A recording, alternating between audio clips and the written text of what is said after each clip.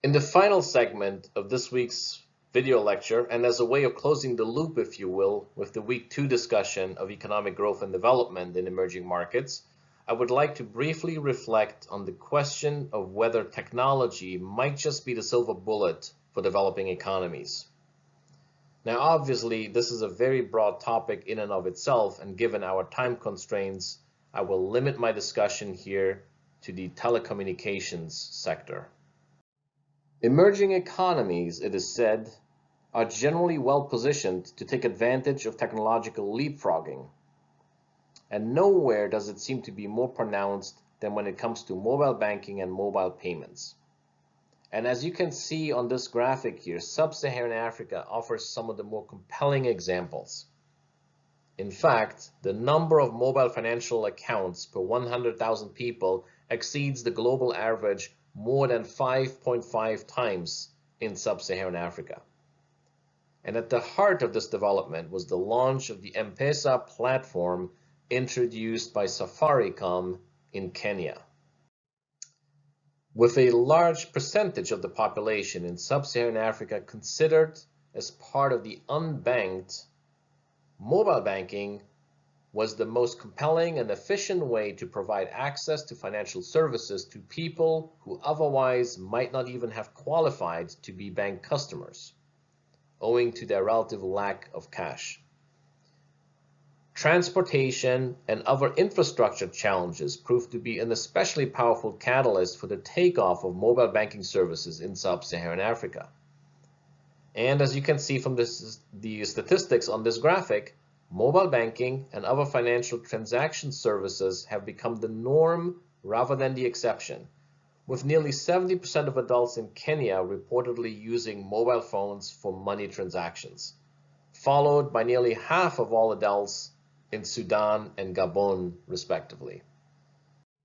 Meanwhile, the increasing penetration rate of mobile phones across Sub-Saharan Africa has also fueled innovation and entrepreneurial activity, a reality that was already very visible back in 2014, as evidenced by a 10-minute public broadcasting system video report titled "Mobile Phone Usage Explodes in Africa, Spurring Innovation."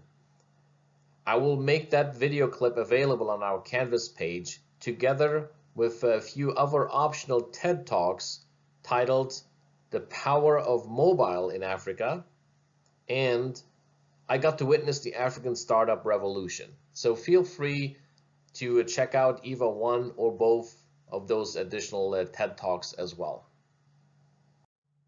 To conclude, let me just return to the opening story featuring the McKinsey team's interaction with top management of a Korean company pondering investments in Africa, and use that opportunity to stress that the African continent does indeed hold plenty of promise once we look beyond our individual biases, misperceptions, and instead make a conscious effort to inform ourselves about the social, economic, and political developments in Africa, and to discipline ourselves also to look beyond the headlines, so to speak, and understand African economies from the ground up, rather than using a more detached and at best weakly informed 30,000 feet perspective.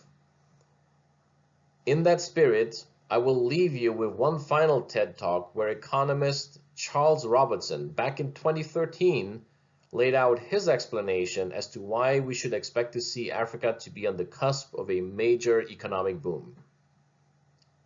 And since then, this perception has gotten more traction, with some businesses indeed already looking at Africa as the next factory of the world, to borrow the title of a book written by Irene Yuan Sun and published by Harvard Business Review Press in 2017.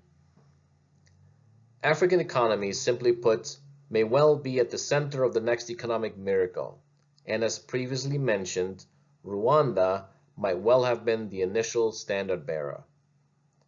Apart from the various optional video resources I will make available on the Canvas page, as I mentioned in part 1 of this lecture, and if you are intrigued by Africa's potential, you might even want to check out the story of Rwanda's economic miracle as captured in the book titled Rwanda Inc., How a Devastated Nation Became an Economic Model for the Developing World. The book was published back in 2012 by St. Martin's Press.